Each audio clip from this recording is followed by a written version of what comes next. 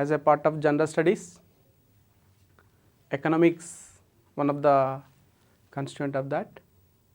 In that economics, we cover economic and social development. Economic and social development. As far as economic development is concerned, now we are discussing about that economic angle. In that way, the world countries are classified into different types. Developing economies, developed economies. World Bank, based on the gross national per capita income of a country, it is classified the countries, world countries, into higher income countries, lower income countries, middle income countries. Like this, it is classified into 3 types. Higher income economies.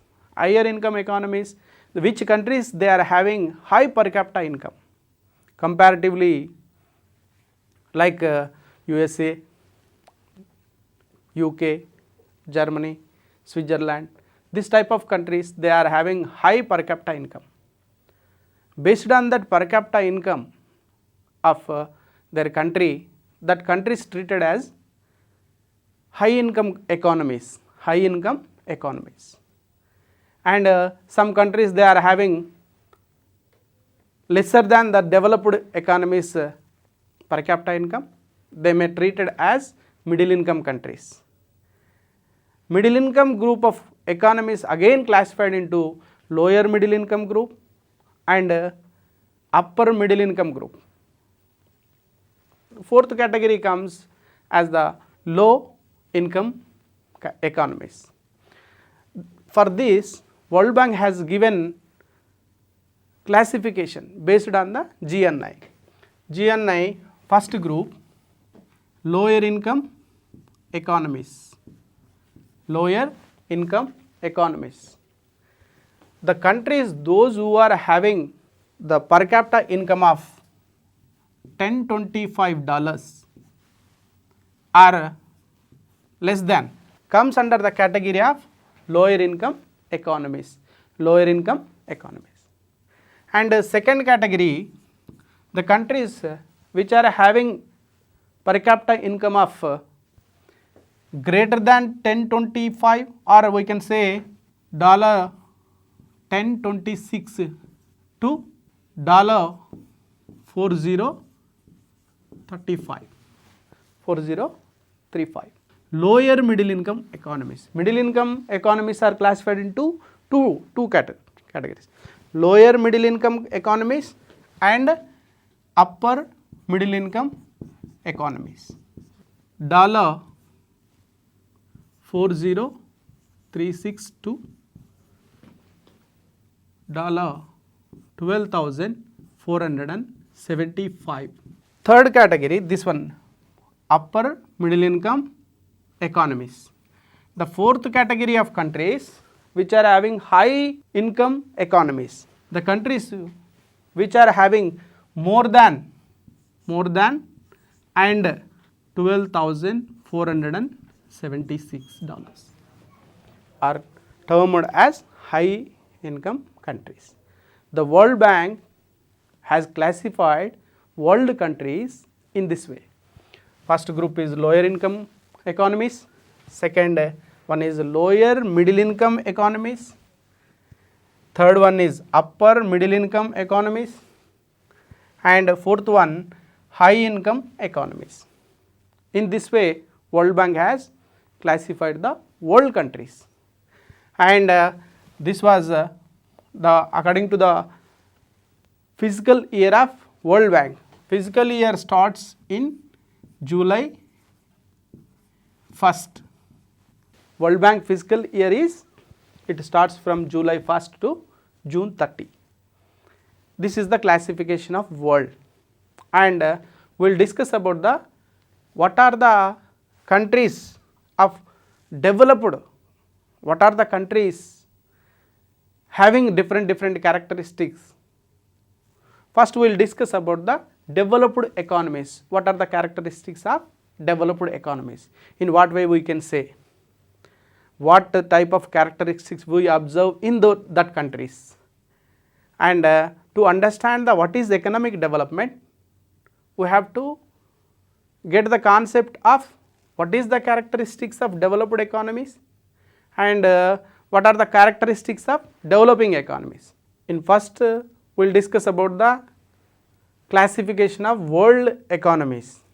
Now we are going to the particular that higher income economies, that means developed economies. What are the main characteristics of developed economies?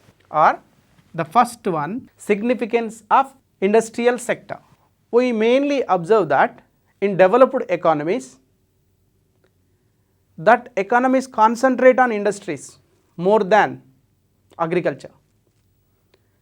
They are having capital, they are having a technical production factors, technology, high technology. So they can utilize the facilities of natural resources which are available to them. So they concentrate, mainly they concentrate on industrial sector. Industrial sector will contribute to the national income, such a part, recognizable part. If we observe in some developed countries, almost industrial sector contribute 50% of national income contributed coming from industrial sector. Industries, not only the industrial sector, industries and transport to trade communication also they contribute some major part of the national income, whereas agriculture contributes only 2 to 4% of the national income in developed economies. That is why we can say that significance of industrial sector is very high. They concentrate on industries, they increase the production, and in this way in that countries we observe the industries, developed industries. In this way we can say high rate of capital formation. What is the meaning of capital formation here? Adding the new capital to the already existing capital stock. Every year new capital stocks are added to the existing stock. That is called capital formation.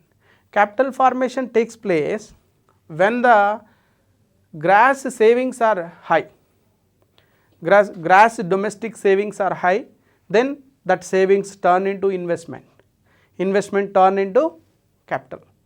That is capital formation. Almost in developed economies we can observe that gross domestic saving is almost all 30 to 40% in between gross domestic saving in their national income every year. That thing we can observe in developed economies. Gross domestic saving, GDS, we can say GDS. Gross domestic saving is nearly 30 to 40%. This gross domestic saving convert into gross domestic capital formation. This is also almost 30 to 40% of their GNI, gross national income. Out of GNI, almost 30% every year, 30 to 40% of the GNI, their GNI, it is transforming into the form of capital. That is the thing we can observe in developed economies, high rate of capital formation. The third character of use of modern technology, highly sophisticated technology. The methods of production style is very high. They use advanced technology in the production. In that way we can observe the growth rate of that country is very high. They use advanced techniques in the production process. In that way we can observe that modern technology available to them. They concentrate on research and development wing. Every year they spend their 3 to 4% of the national income to, they allot that 3 to 4% of the national income to the research and development. Every year new technology will be invented. They spend a huge amount on that research and development, so that they bring changes in the technology. The improved technology they can use in the production, so the productivity will be increased and production also increased. In that way, the production growing more output year by year we can observe in developed economies. Another one characteristics, we can low growth of population. Low growth of population. Population increasing it at lower phase. In developed economies, population increasing at more than 1% in some countries. Like that, in developed countries, we can observe the growth rate of population is very low. Where the population increasing at speedily, then all the necessary resources we can allot some other purpose, not development purpose. Okay? In that way, that thing will not be observed in developed economy. Low growth of population we observe in developed economy. The last character that is we observe in developed economy, high per capita income. High per capita income. Year by year they increase the national output at a faster growth rate, and at the same time we observe the population growth rate is very low. Automatically it will reflects on per capita income. Per capita income increases rapidly in that countries. Almost they are registering high growth rates. Year by year they are registering high growth rate of national income, that is divided among the population. That increasing of growth rate of population is very less, so automatically per capita income will increase. In developed countries like US, Switzerland, Japan, Germany, these are all the countries we observe high per capita income countries.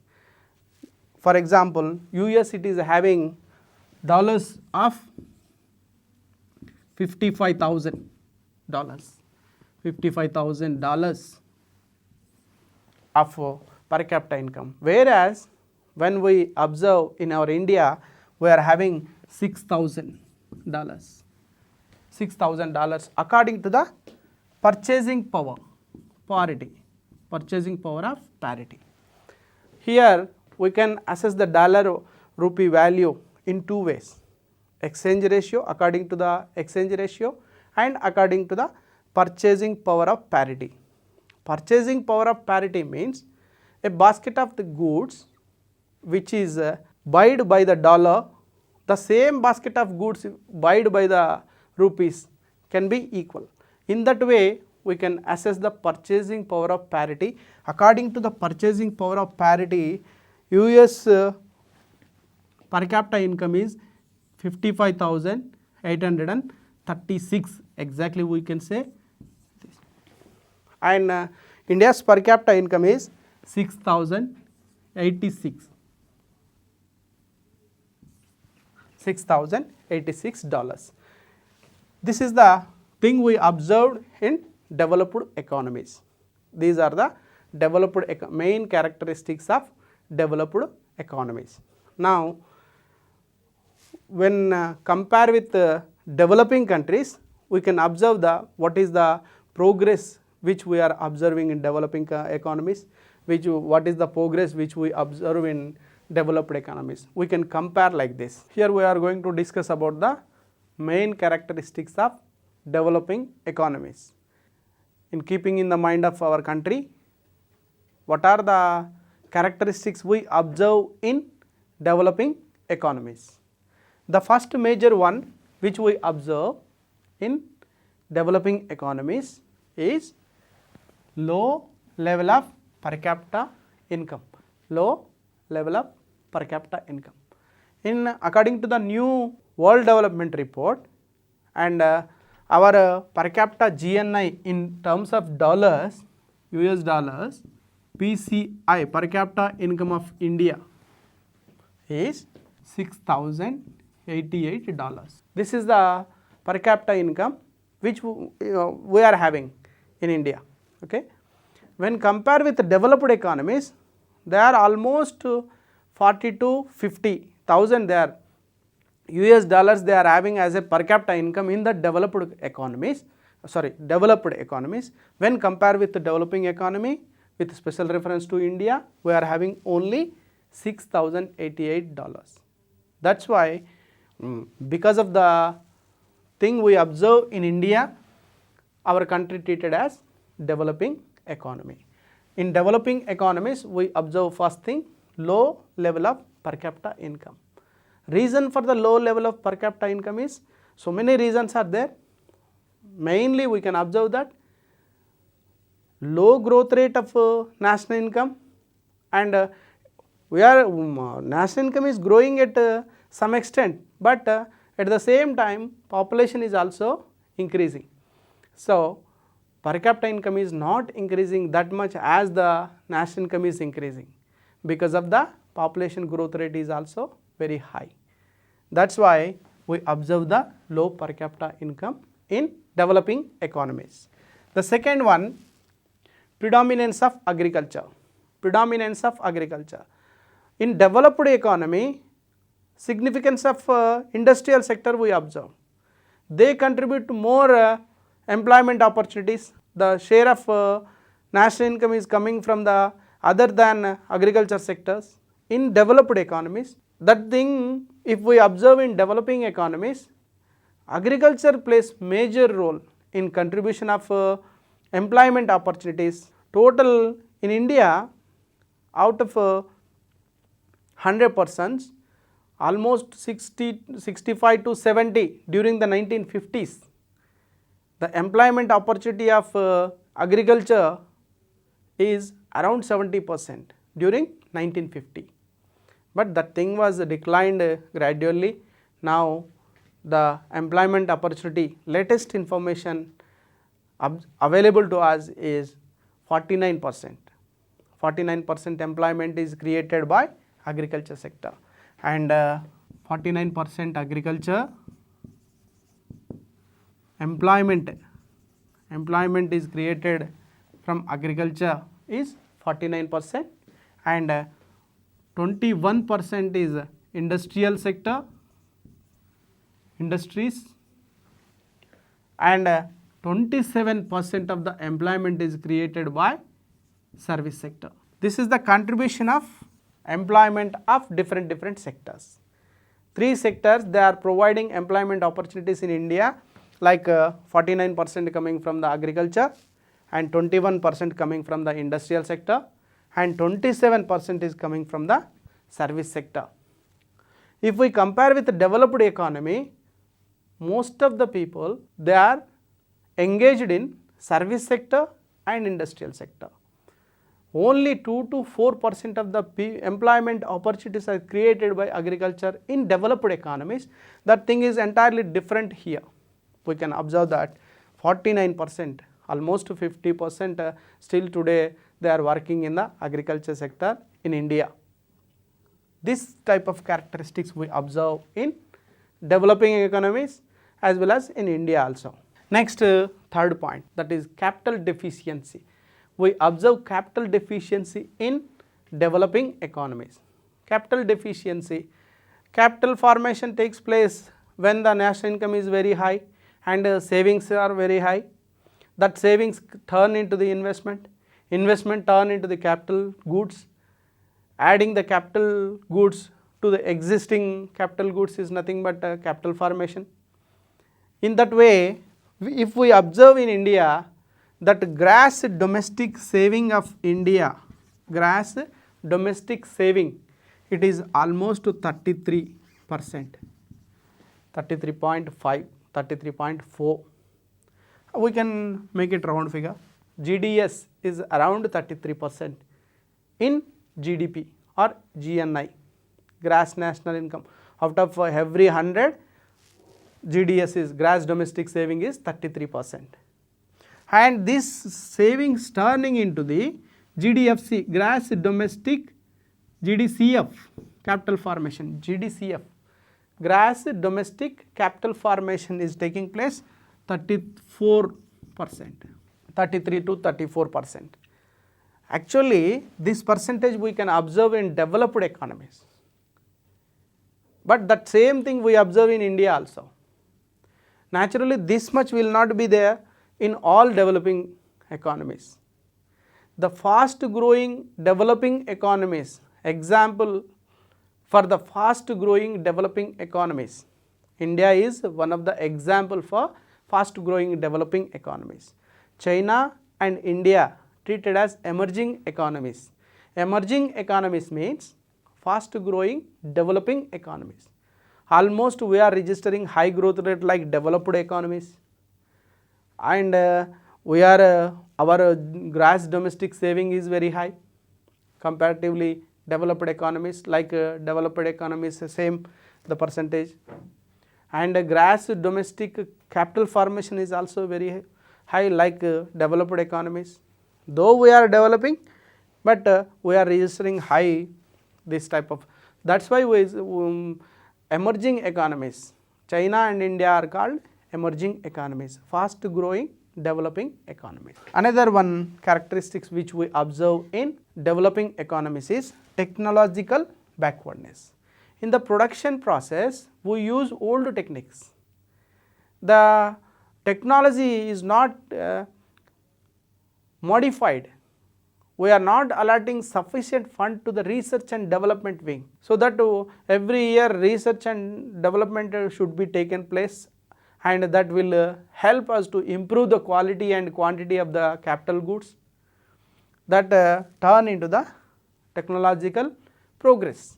But in our India, we are spending only 1% of our GDP on research and development wing, whereas developed economies they are spending 3 to 4% on research and development. They are spending 3 to 4%. We are spending not even 1%, it is 0.84% of the GDP every year we are spending on research and development. That's why we are lacking behind the technological progress. We observe in developing economies this technological backwardness. Some type of industries they are using advanced technology, but all industries are not using technological advancement, and most of the industries and in other production process we are using old techniques only. And another one characteristics which we observe in developing economies is inadequate infrastructural facilities. What is the meaning of infrastructural facilities? Infrastructure facilities means transport, communication, banking facilities, insurance facilities, power, all this comes under the category of infrastructure facilities. This is the facilities which help the development of other sectors. If all these available plentifully, and these facilities helps to country's economic development. In this way, we observe in developing countries, it is not having that much quality when we compare with developed economies. In developing economies, poor quality of transport system, poor quality of communication system we observe. That's why lack of these facilities, the growth rates and per capita income growth rate, all this will be very low, which we observe in developing economies. Another one developing economies characteristics is high rate of growth of population. In developing economies, we observe another one, that is high rate of growth of population. Population increasing rate is very high in these countries.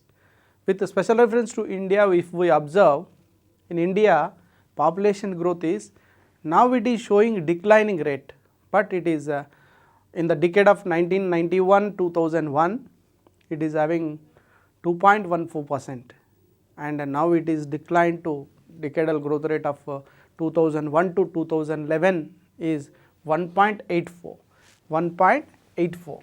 Compound annual growth rate now present decade, that is 2001 to 2011 percentage of growth rate is compound annual growth rate is 1.84. If we observe in world developed economies, almost 1.2, 1.3% we observe in that. Whereas in before the decades, when we during the period of 1950 to 1990, if we observe the population growth rate in India, it is 2.4, 2.1, 2.2, this much speedily population has been increased during this period. This thing we can observe in developing countries as well as in India. High rate of growth of population. Population increases at increasingly, and that leads to decreasing the level of standard of living in a country, and utilization of the resources in some other purpose, that leads to different things we observe in developing economies. Next, high rate of illiteracy. Another one factor which we observe developing economies, high rate of illiteracy. Literacy rate is very low when we compare to in olden days. We are having only 18% in during 1950. That was gradually increasing year by year, and now we reached to 73% literacy rate.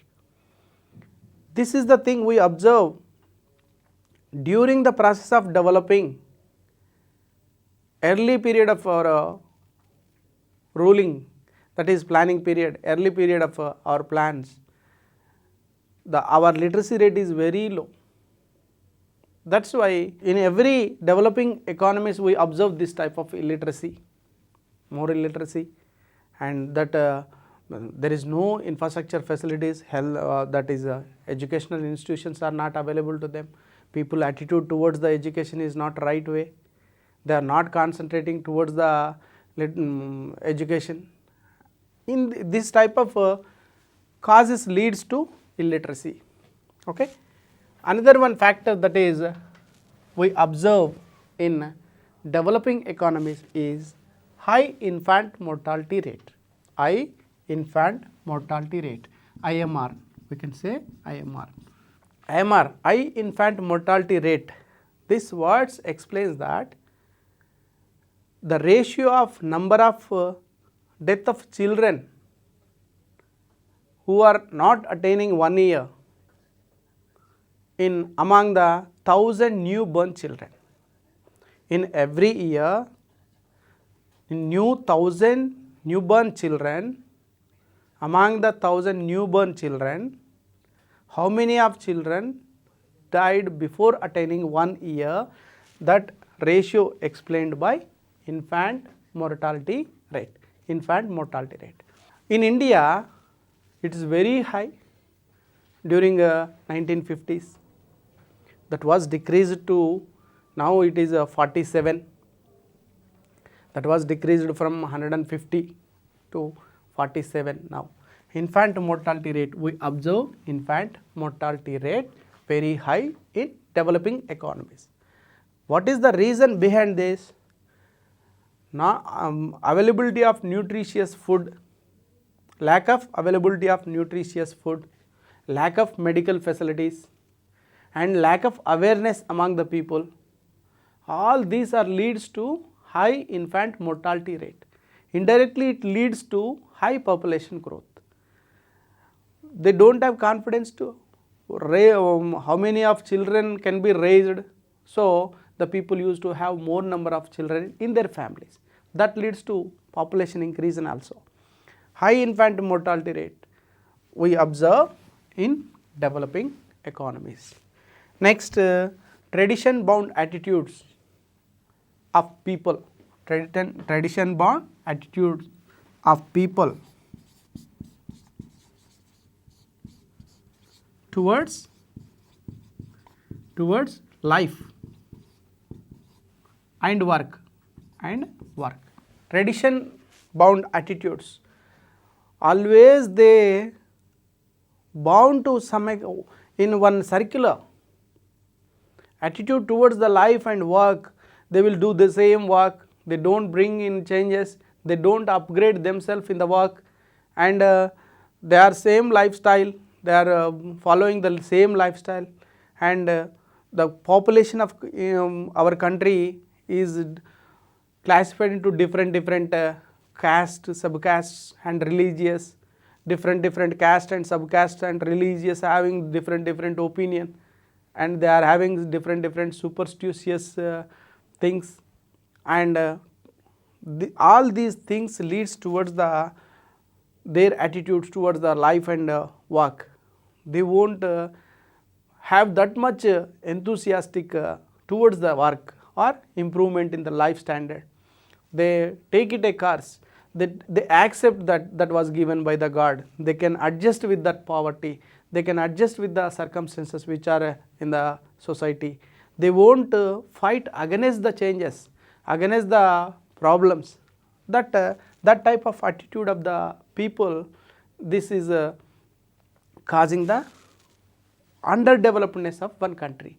Developing countries characteristics, another one, that is the reason of underdevelopedness of one country. Okay. Next, the 10th characteristics which we observed in developing countries is joint family system.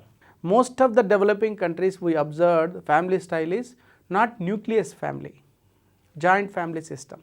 Joint family system is the main obstruct the mobility of the labor factor, mobility of the labor force. They won't move from one particular place to any other place where the opportunities are available for them. They won't go here and there to work. They work only in their radius because of joint family system. They won't depart from their family, and they won't travel far distance places for work. This type of family system, joint family system, is also affecting the country's developmentness. That joint family system is encouraging sharing the earned income, which is 1 person or 2 person, they earn the income in that family. That earned income is shared among the group of family, among the family members, and they can satisfy their basic necessities. They won't work for any other income sources, and they won't move from one particular place to another workplace where the opportunities are available. This type of family system is also obstructing the development of one country.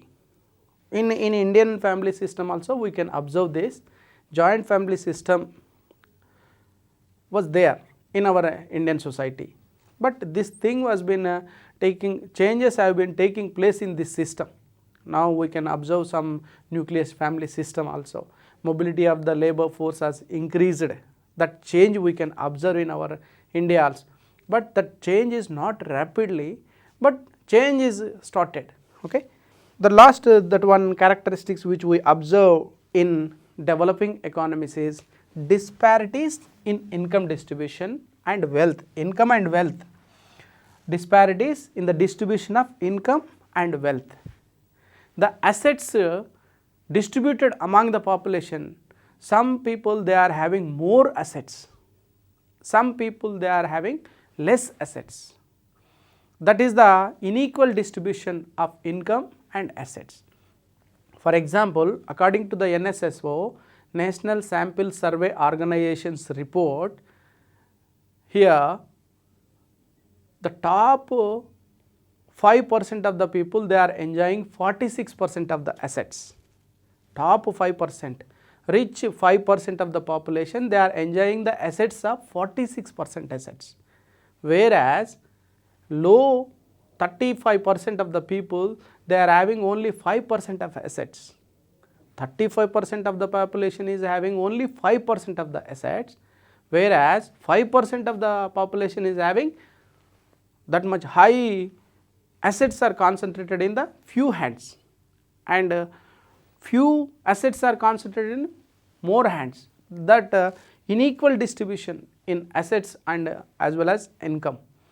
This thing we can observe in developing countries as well as in India we have observed it. This disparities in income distribution we observe in these countries. Okay. Next, all in all, these are the characteristics which we observe in developing economies. This is the difference between developed economies and developed economies. The questions will be asked like this. What are the different types of questions may be asked in the point of view of general studies based on these topics which we discussed. Different questions. Some characteristics may be asked. Which type of country you observe these characteristics? Some 2 or 3 characteristics will be given, and all this, for example, India is having characteristics of, not directly that way, they may not have asked that type of questions directly, but concept based questions are nowadays we are observing in general studies paper. Low capital observed in the countries, low income countries, high income countries, both countries, none of the above, like this they may ask. And high population growth rate observed in different type of countries, like that options will be given. And in India, with special reference to India, capital deficiency, gross domestic saving is equal to developed economies, it is not equal to developed economies, and it is less than developed economies, like that they may ask. But in this point of view, we have to concentrate, as emerging economies, India and China are called emerging economies, they are registering, they are making gross domestic saving as developed economies. They are also, their GDS is also 33% or 34%, in India also 33 to 34%. China is even more, 35, 36, they are in China, GDS is, GDS and GDCF, gross domestic capital formation is also very high in China. But our Indian characteristics are belongs to developing economies. But for this particular aspect, we are registering high, we are making high savings, and high capital formation is taking place in India. That thing we have to observe. What are the main characteristics? Based on the characteristics, and what are the infant mortality rate which we observed in India? On these characteristics, the questions may be asked in different angle. Comparatively, when compared with the developed economy, what are the things we observed in developing? And when World Bank report, according to the World Bank report, what is the classification, and what is the income limit, what is the lower middle income countries, what is the upper middle income countries, like that they may ask questions. In general studies, they won't ask direct questions, what is the exactly point, they may not ask like that, but based on the concept, they may ask like that. Comparatively, we have to answer that. We are going to discuss about the education role in economic development of India. If we observe something, if the educational level increases, that means literacy is increasing. Year by year we observe, in olden days our literacy rate is very low. Now the literacy rate is increasing. We are moving towards 100%, attaining the 100% of literacy. If we observe in a country, developed country, almost they are having a 99 to 100% literacy, so that they can use their manpower according to the development of their country. That same thing we observe in India also. In olden days, our developing processes has been taken place very slowly when we are having low literacy. Now we are increased our growth rates. Our country development is taking place at a rapid level now because of the literacy rate is going up. That main thing we observe point wise. Role of education in economic development of India. The first point, that is education and economic development. Education improve the productive capacity of the factors of production. That means labor. If labor skilled and trained persons, they can utilize their services in using the other factors in proper way. So that leads to controlling the losses of other factors of production. Using efficiently the other factors of production can be used efficiently in the process of economic development of one country. If the labor is not skilled and trained, they are not educated people, then they don't have how to use in proper manner. The available resources cannot be used skillfully and they cannot make good production levels, and the productivity of that factor cannot be utilized as maximum utilized in the case of developed countries. When they are having technical persons, they are having knowledge to how to use that factor, they utilize the maximum services who are having educated. Who are not having education skills, so they won't utilize in proper manner. That leads to underdevelopmentness. So, if one country progress in the economic development, that country needs education levels and training and skillful and improvement in the modern techniques of production. This type of leads to economic development of one country. Education improves the quality of factors of production. That improved factors of production leads to economic development of one country. Next point, reduction in income inequalities. Education helps in reduction of income inequalities. We will discuss in the characteristics of developing countries. One of the main character which we observed in developing countries, in India also we observed that the income is not distributed equally among the people. Some people they are having more assets, some people they are having less assets. That is called income inequalities. With the help of education, the inequalities between income distribution can be reduced. Education gives the earning opportunities to the labor so that they can increase their income levels with the help of education. And the people, those who are not earning earlier, with the help of education, they are started earning levels. They are increasing their income levels and their attitude is changed towards the work. They work hard, they improve their income levels, so that income inequalities can be reduced with the help of education. Education gives that skills to the one person to do the work, and with that skills which is learned through the education, applied that skills in the process of production, he increased his income level. In that way, the income inequalities can be reduced. And rural development, another one important aspect. Education encourages the rural development. With the help of education, rural people can overcome the different types of attitudes. They change their entire attitude towards the work and life.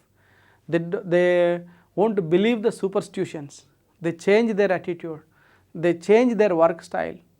And instead of believing that superstitions and religious customs and all those things, that education enlightens them and they start doing different types of works, and they move from one place to another place, and encourages the factors of production and using the services which are available in rural area, and with the skill and with the training, with the knowledge, they can use the available resources in that village, and that leads to development of that rural areas, and that brings rural development. Education encourages the rural development. Education gives the knowledge to how to utilize the resources available in rural areas, so that they can use the available resources in that, and they will change their life, they will increase their income levels. Along with their income levels, automatically rural development takes place. In that way, rural development is also possible with the help of education. And next thing, family planning. The educated people, they follow the family planning. They know the importance of family planning. They know they concentrate on the family size. They are educated and they move to the jobs, and the problem of raising children is different when compared with rural people, those who are working in the agriculture, they don't have any problem to raise their children in joint family system. After getting education, they migrated from rural to urban, and they are started their lifestyle in urban areas. They have to follow family planning and they have to concentrate on the family size. The raising children is very problem for them, and at the same time, this is one aspect. Another one aspect, they can to give good life to their children. Then with the help of education only, they came to know that we have to provide a good education and a good living standard to their people, their children. That thing was known by them with the help of education only. After coming to the knowledge, they start practicing family planning and they controlling the family size, and this leads to decreasing the population and controlling the population explosion. So that in that way education helps, education gives the knowledge why we should follow the family planning, like that how to utilize the services provided by the government to control our population, like that. Next, last point, that is on-job training. Education gives on-job trainings. So many industries, they are conducting some workshops and they are providing training for their employees. On-job training they are providing, and that process has giving expertise in that work, and they can increase their productivity and they can increase their production. On-job trainings help the labor force utilize their labor service in proper manner to increase the production levels. That leads to economic development of one country. These are the points which we covered with the help of role of education in economic development, and these are the points we covered.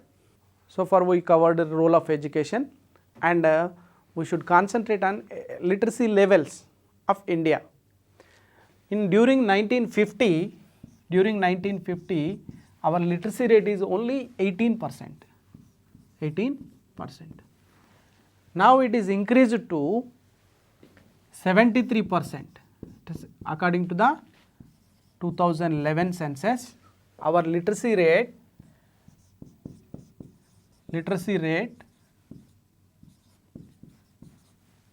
from 18% to it is increased to 73%. This was the education policy was taken by the government to increase the literacy rates in India.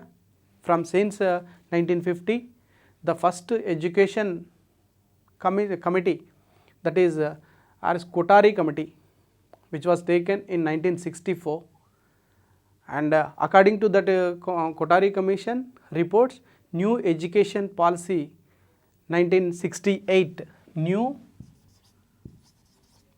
education policy that was issued in 1968, the first education policy in India. After that, this new education policy again issued in 1986, another new education policy.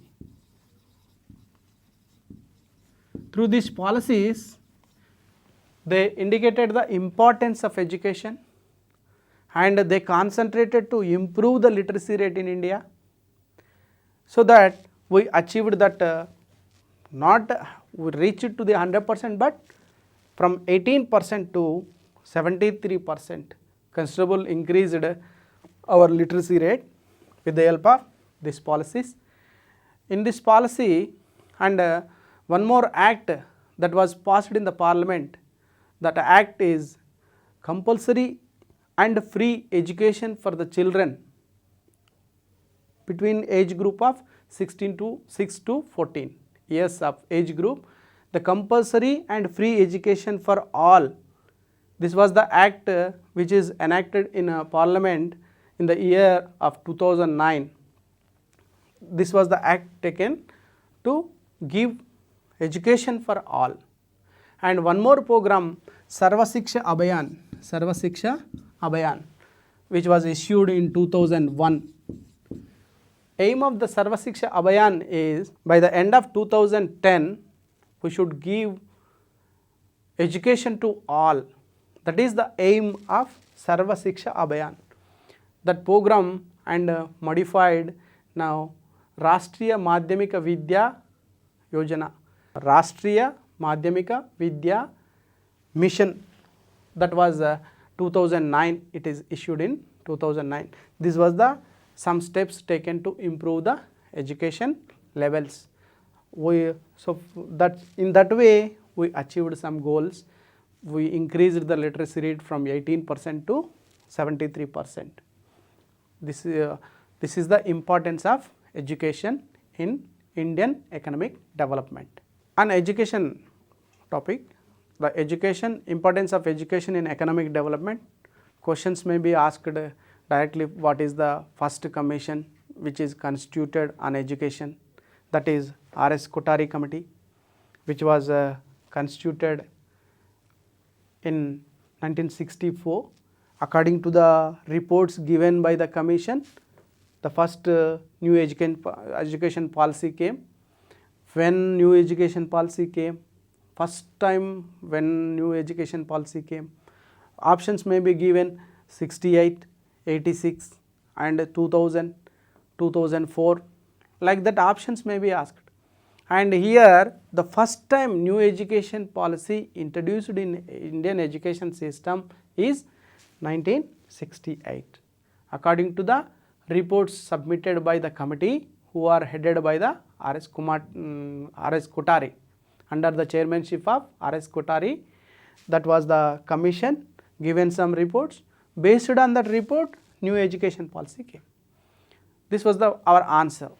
And to confuse the question may be asked in this way. We have to be conscious that first new education policy, this one, and after that the modified new education policy which was issued in 1986, and 𝗧𝗦 𝗚𝗃𝗃 which was issued in 2001. What is the aim of 𝗧𝗦 𝗚𝗃𝗃? Aim to education for all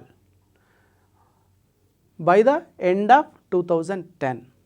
This was the question asked. 𝗧𝗦 𝗚𝗃𝗃 is aimed for providing education for all, providing education for all by 2010, providing education, and they may both like that they may ask. The exactly answer is providing education for all by 2010. It is modified. 𝗧𝗦 𝗚𝗃𝗃 is modified राष्ट्रीय माध्यमिक विद्या mission, राष्ट्रीय माध्यमिक विद्या mission. According to the राष्ट्रीय माध्यमिक विद्या mission, they are concentrating higher education also, upper primary to high school level. Based on that, what is the modification of SSA, 𝗧𝗦 𝗚𝗃𝗃, like that they may questions may be asked like that. We have to clarity over that commissions and reports submitted by the commissions.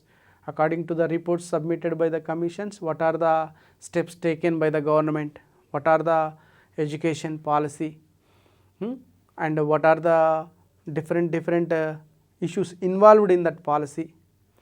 Questions may be asked like that. We have to opt the right answer.